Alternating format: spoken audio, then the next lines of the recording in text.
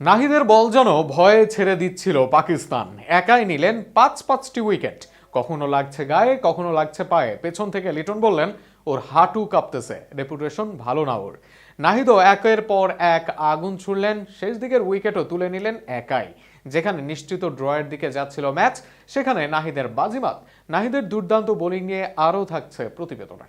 একজন বোলার নিয়মিত বোল করছেন প্রায় 150 গতিতে, তাও আবার মিরপুরের মাঠে। আর সেটি নাহিদ রানার বল, তাও আবার দুর্দান্ত লাইন আর লেন্থ মেনটেন করে। আর সেই বলে হাঁটু কাঁপছে পাকিস্তানের এক ব্যাটারের। শুরুতে দুর্দান্ত খেলতে থাকা পাকিস্তান এক সময় এমন চোখ রাঙাচ্ছিল, মনে হচ্ছিল তারাই যেন জয় ছিনিয়ে নেবে শান্তকে অপমান করে। তবে সেই অপমানিত হতে দেয়নি বাংলাদেশকে। আর তার মূলে যিনি রয়েছেন তার অন্যতম নায়ক নাহিদ রানা। নাহিদ রানা পাকিস্তানের বিপক্ষে টেস্টে 5 তুলেছেন, তাদের ব্যাটারদের নাভিশ্বাস তুলেছেন। এরপর ঘরের মাঠেও ওয়ানডেতে বাজিমাত করেছেন এই নাহিদ রানা পাকিস্তানের বিপক্ষেও।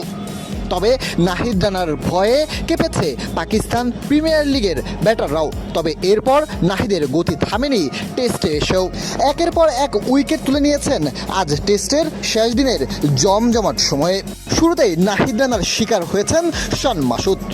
5 বলে 2 রান করে নাহিদের বল বুঝে ওঠার আগেই লিটন কুমার দাসের কাছে ক্যাচ দিয়ে ফেরেন শান মাসুদ।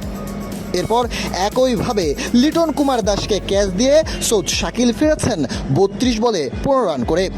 তারপরে অভিজ্ঞ ব্যাটার মোহাম্মদ রেজন অবশ্য ব্যাট আর বলে সংযোজন করতেই পারেননি, বোল্ড হয়ে ফিরেছেন নাহিদ রানার বলেই। তার পরের ব্যাটার নোমান আলীও 13 বলে 4 করে এলবিডব্লিউর ফাঁদে পড়ে নাহিদের বলেই ফিরেছেন।